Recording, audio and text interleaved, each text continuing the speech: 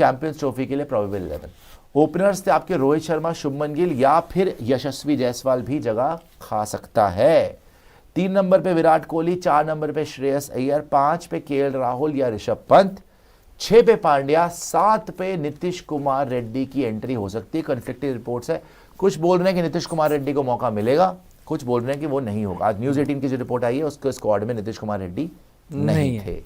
8 number पे अक्षर पटेल या रविंद्र जडेजा। रविंद्र जडेजा का भी बड़ा इंटरेस्टिंग केस है, बहुत रिपोर्ट्स आ रही कि जडेजा को मौका नहीं मिलेगा, लेकिन आज न्यूज 18 की रिपोर्ट में जडेजा हैं। जडेजा खेलेंगे नहीं खेलेंगे आपके हिसाब से? क्या उनको अभी भी चैंपियंस ट्रॉफी में लेके जाएंगे या अक्षर पटेल को चूज करेंगे?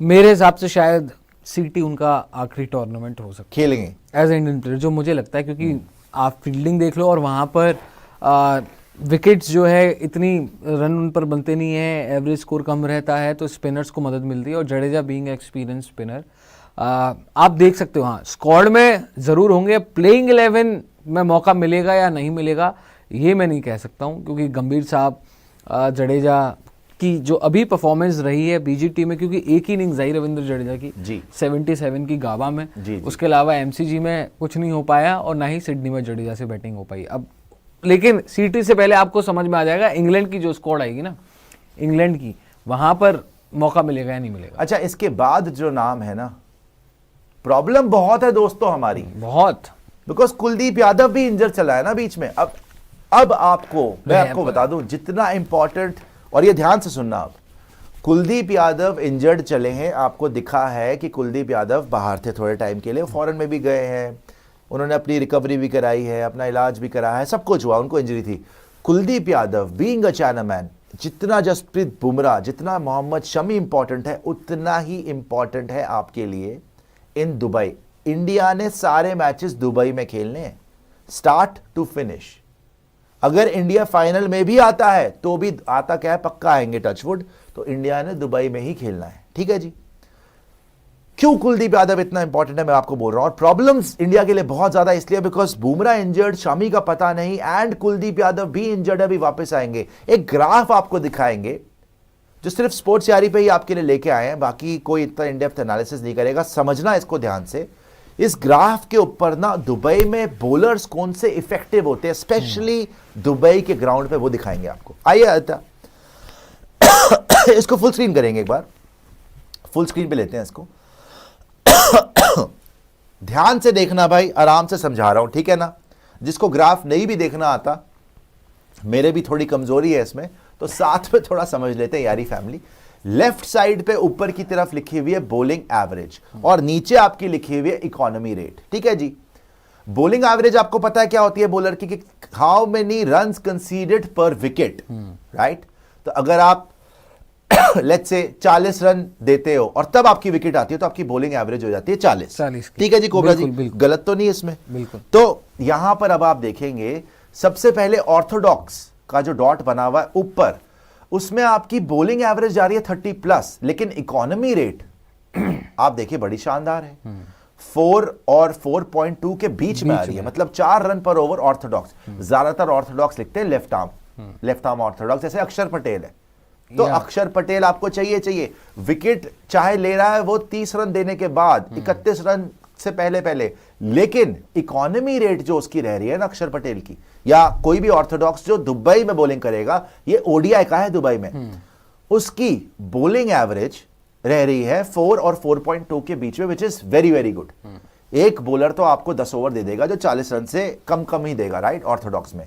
उससे आगे ऑफ ब्रेक आपके पास कोई है नहीं कोई। लेकिन सबसे इंपॉर्टेंट चाइना मैन देखो, जो चाइना मैन नीचे लिखा हुआ है ना, 4.2 की इकोनॉमी से बॉलिंग भी कर लेगा भाई, और बॉलिंग एवरेज इसकी 20 तक जा रही है, मतलब 20 रन देकर एक विकेट लेने के लिए सक्षम रहेगा China man. That is why I am saying, अगर आप उससे आगे देखोगे फास्ट, तो इकोनॉमी जा रही है 4.4 और बॉलिंग एवरेज जा रही है आपकी तकरीबन 21 के आसपास, लेकिन चाइना मैन की उससे भी बेटर है, बॉलिंग एवरेज भी नीचे है और आपकी एवरेज भी कम, जो है इकोनॉमी भी कम है। तो चाइना मैन बड़ा, उसके आगे लेग ब्रेक है, उसके आगे मीडियम। अच्छा, मीडियम का इंटरेस्टिंग है भाई, बॉलिंग एवरेज भी ज्यादा है और इकोनॉमी भी हाई है। वापस आ जाइए, तो अगर आप नीतीश कुमार रेड्डी सोच रहे हैं वहां पे, या हार्दिक तो हो गया, हार्दिक तो करेगा ही करेगा। हार्दिक की हालांकि मैं मानता हूं कि मीडियम से थोड़ी ज्यादा जाती है, लेकिन चलो हार्दिक भी मीडियम कैटेगरी में ही आता है, तो पिटाइयां हो सकती हैं, क्योंकि बाकी किसी को मारने का मौका मिल नहीं रहा, बेटर इनिंग के ऊपर मारते हैं। 4.4 की इकोनॉमी। अच्छा, एवरेज फर्स्ट इनिंग टोटल इधर ज्यादा नहीं है दुबई में, 218 के आसपास ही है।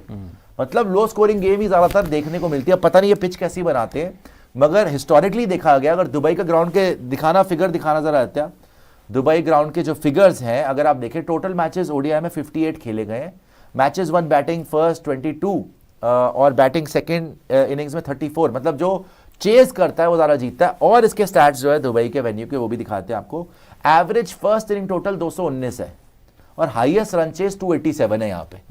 तो मतलब हाई स्कोरिंग गेम 300 350 जब तक ये फ्लैट ट्रैक को चेंज ना करें मुश्किल होगा यहाँ, बहुत मुश्किल है, बिकॉज 219 ही यहाँ पे एवरेज फर्स्ट इनिंग टोटल। अब सीटी में ये कुछ अलग तरीके का ट्रैक बना है चैंपियंस ट्रॉफी में, क्योंकि तीनों मैचेस इंडिया ने वहीं खेलने हैं। हाँ, तो कुछ हो सकता है। और एक चीज और मद्देनजर रखते हुए, अगर 219 एवरेज फर्स्ट इनिंग स्कोर है और जैसे हमने ऑर्थोडॉक्स, चाइना मैन, इन सब के आंकड़े देखे या फास्ट बॉलर्स के भी देखे हैं, उससे क्लियर पता लगता है कि पेस खेलना या स्पिन खेलना बड़ा मुश्किल है यहाँ पर। और जैसे हमारे रिसेंटली हालात रहे थे श्रीलंका में, भी दिखा दीजिए, हम स्पिन बिल्कुल ही नहीं खेल पाए थे, अगर आपको याद होगा श्रीलंका में। सो अगर आपको नेचर चेंज कर दोगे विकेट का, तभी आप वहां पर 250 300 प्लस स्कोर देख सकते हो या 280 प्लस स्कोर। अदरवाइज तो 219 20 25 इतना ही। अब आप ये देखिए, जो टॉस की बात है, टॉस विनिंग परसेंटेज और टॉस लूजिंग परसेंटेज सेम ही है। मतलब टॉस जीतो हारो इक्वली जीते हुए लोग यहाँ पे, ठीक है जी। तो खैर ये तो हो गई बात आपके दुबई के ग्राउंड की। मैंने आपको समझाया कि चाइना मैन आपके लिए कितना इंपॉर्टेंट है। मैंने ये समझाया कि बुमराह, शामी, कुलदीप तीनों इंजरी के चलते आपके जो बेस्ट बॉलर्स हो सकते हैं दुबई में, भाई साहब पेसर्स दिए आपको। पेसर्स कौन होगा? या तो बुमराह या शामी या फिर चलो सिराज भी अभी बाहर है रेस्ट पे, या अर्शदीप। अच्छा, अर्शदीप का केस बड़ा इंटरेस्टिंग है। अभी आपने प्लेइंग 11 में इन्होंने अर्शदीप को नहीं रखा, और क्यों नहीं रखा बताता हूं। भाई अर्शदीप ने खेला कितना है ओडीआई, इन्होंने खिलाया कितना, ये देख लो जरा। अर्शदीप के फिगर्स दिखाइएगा जरा ओडीआई क्रिकेट के अंदर। उसने ज्यादा खेला ही नहीं है बॉस। 8 मैचेस खेले हैं अर्शदीप ने, 8 मैच खेल के 12 विकेट लिए, एवरेज 24 की, economy 5.05, not bad. Best of 5 for 37, मतलब एक ही इनिंग में ले लिए 5 विकेट और उसके बाद 7 लिए। लेकिन एक्सपीरियंस ज्यादा नहीं है आपके पास कोबरा जी। अर्शदीप बहुत, अभी आज मैंने इसकी एक वीडियो शेयर करी है, क्या इसने बोल्ड मारा, इतनी अच्छी स्विंग हुई है। लेकिन आपने अर्शदीप को ओडीआई वर्ल्ड कप से पहले ओडीआई खिलाना क्यों नहीं शुरू करा? आपने इसको खिलाना शुरू करा जब ओडीआई वर्ल्ड कप खत्म हो गया। आप तो कंसीडर ही नहीं करते थे। यही अर्शदीप के बारे में ये बोला जाता था कि भाई कि वो लॉन्गर फॉर्मेट या बड़े बड़े स्पेल नहीं कर सकता। उसके बाद अर्शदीप ने काउंटी खेलना भी शुरू किया, टेस्ट मैचेस जो घर पर होते हैं रणजी, वहां पर भी अर्शदीप ने खेलना शुरू किया। और इनफैक्ट उसके बाद आपकी भी आंख खुली, क्योंकि हमने ही बड़ी बात की भाई कि आपके पास वैरायटी के नाम पे क्या है, जसप्रीत बुमराह, कि उनका एक्शन थोड़ा अलग सा है और वो एक्स फैक्टर है, तो वही एक वैरायटी है, वरना बाकी सब सेम जैसे हैं। लेकिन उसके बाद आपने अर्शदीप को खिलाना शुरू किया। साउथ अफ्रीका में खेले थे जहां पर केएल राहुल ने कप्तानी की थी ओडीआई वर्ल्ड कप के बाद, और श्रीलंका में खेले थे, याद है आपको? जी, जब रोहित शर्मा घूर रहे थे उनको, जब ये अर्शदीप सिंह धोनी बन गए थे, छक्का मारने चले गए थे जब एक रन निकाला था, तो लास्ट वहां पर, हाँ, जो टाई हो गया था वहां पर खेले थे लास्ट।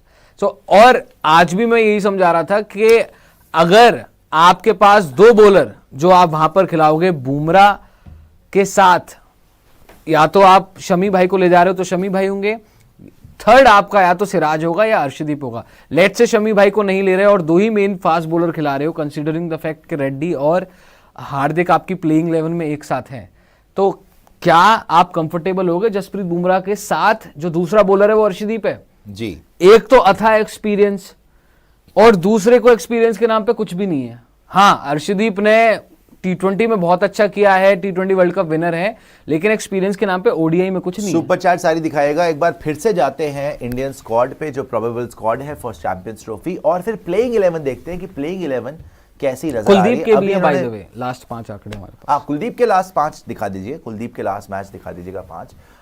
सारी की सारी आपकी सुपर चैट भी देख लेते हैं और एक बार ना स्क्वाड देख लेते हैं, स्क्वाड पे भी नजर डाल लेते हैं, प्रोबेबल स्क्वाड जो है चैंपियंस ट्रॉफी का। आज तक कंफ्यूज ना होइए, सबसे पहले स्क्वाड दिखा दीजिए आप, है ना, और साथ में आप फिर सुपर चैट दिखा दीजिएगा जी। स्क्वाड है आपका रोहित शर्मा, विराट कोहली, शुभमन गिल, श्रेयस अय्यर, केएल राहुल, ऋषभ पंत, हार्दिक पांड्या, अक्षर पटेल, कुलदीप यादव, जसप्रीत बुमराह, मोहम्मद सिराज, अर्शदीप सिंह, नीतीश रेड्डी, यशस्वी जायसवाल और वॉशिंगटन सुंदर, जो कि इंटरेस्टिंग ऑप्शन हो सकता है आपके लिए, वॉशिंगटन सुंदर यहाँ पे, राइट। लेकिन वॉशिंगटन सुंदर, अक्षर और जडेजा तीनों तो मुझे नहीं लग रहा कि भाई आपके यहाँ पे सुंदर को इसीलिए डाला गया ना, अगर आप बिल्कुल ही कंसीडर नहीं कर रहे जडेजा को, क्योंकि बैटिंग आज के डेट में आपने इसमें जडेजा नहीं रखा अभी है, प्रोबेबल स्क्वाड में आपने जडेजा नहीं रखा हुआ, तो जो इंटरेस्टिंग है, बिकॉज बहुत हमारे सोर्सेज भी बता रही है कि शायद जडेजा को जगह ना मिले, और वो तो ये भी बता रहे हैं कि शायद शामी को भी जगह ना मिले। हालांकि इस स्क्वाड में भी मैं देख रहा हूँ कि शामी की जगह आपने शायद नहीं रखी है, शामी यहाँ पर भी नहीं है, ठीक है जी। और नीतीश रेड्डी का भी इंटरेस्टिंग होगा कि नीतीश रेड्डी को जगह मिले ना मिले। जायसवाल ऑलमोस्ट पक्का है, बिकॉज जिससे पूछो बोल रहे भाई जायसवाल तो शायद खेल ही रहे, बट शामी भाई के ऊपर एक सवाल निशान है, नीतीश रेड्डी के ऊपर and Ravindra Jadeja. I think Mohammed Shami और रविंद्र जडेजा ज्यादातर सोर्सेज यही बोल रहे हैं कि ये दोनों शायद ना दिखे। प्लेइंग 11 एक बार दिखाइएगा, और उसके बाद सुपर चैट का भी सिलसिला शुरू करते हैं। प्लेइंग 11 एक बार दिखा दीजिए अत्या, it will be very interesting to see. तो रोहित शर्मा साथ में शुभमन गिल या यशस्वी जायसवाल, जो कि डिसाइड करेगी शायद इंग्लैंड सीरीज कि कौन कैसा खेलता है। हालांकि हमने देखा कि शुभमन की 58 की एवरेज है भाई, ड्रॉप कैसे करोगे। विराट कोहली उसके बाद एक बार विराट की भी एवरेज देखिए जरा, क्या है मैं भूल गया, ओडीआई में 50 प्लस है, लेकिन कितनी है। विराट कोहली, उसके बाद श्रेयस अय्यर, उसके बाद केएल राहुल या ऋषभ पंत। ये भी आपके लिए बहुत बड़ा सवाल है भाई।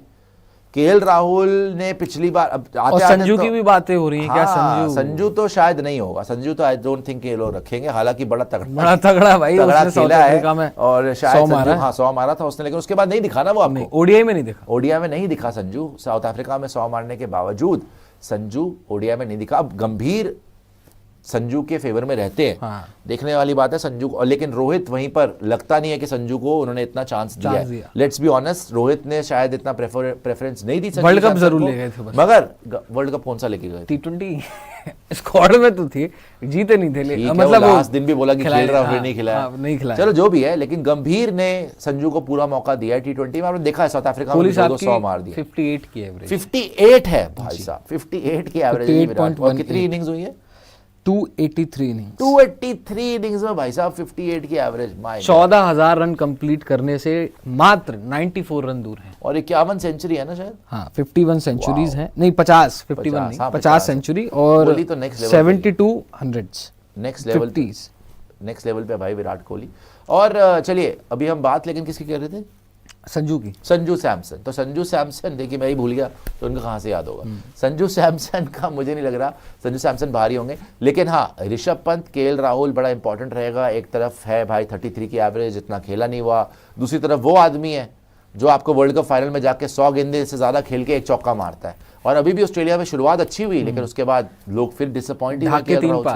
तो इंटरेस्टिंग होगा कि केएल राहुल, ऋषभ पंत या फिर गंभीर जाएंगे संजू सैमसन। चलिए मैं आपसे पूछता हूँ जी, आपको एक विकेट कीपर चुनना है, KL Rahul, I will always go with Rishabh Pant. मेरे लिए तो सवाल ही नहीं है, I will always go with Rishabh Pant, because I think he is a pure match winner and pressure situation में I don't trust KL Rahul. अच्छा, कुछ बातें ये भी होती हैं कि जो 4 नंबर पर अय्यर भाई साहब हैं जी, अय्यर को बाहर करके राहुल और ऋषभ आप दोनों प्लेइंग 11 में फिट अब ये रोहित शर्मा जाने, गौतम गंभीर जाने। वैसे तो भाई देखो संजू सैमसन को भी मौका मिलना चाहिए, ऐसा नहीं है कि नहीं मिलना चाहिए। उसने जो साउथ अफ्रीका में करा, उसने जो साउथ अफ्रीका में 2 बार करा, ओडीआई में भी कर दिया, इस बार भी दौरे पे T20 300 है उनके तीनों साउथ अफ्रीका, T20 में भी कर दिया। तो संजू सैमसन के साथ भी फिर ज्यादती क्यों करते हो आप लोग? तो लेकिन सब तो नहीं खेल सकते, तो I think it will be between KL Rahul, Rishabh Pant. Rishabh Pant जो ऑस्ट्रेलिया में एंड में करके आया है, I think he will be rewarded by Gautam Gambhir और उनको खिलाया जाएगा। देखने वाली बात अब ये होगी कि अल्टीमेटली क्या नीतीश कुमार रेड्डी को, यशस्वी जायसवाल को, रविंद्र जडेजा, मोहम्मद शमी को, इनको मौका मिलेगा या फिर नहीं।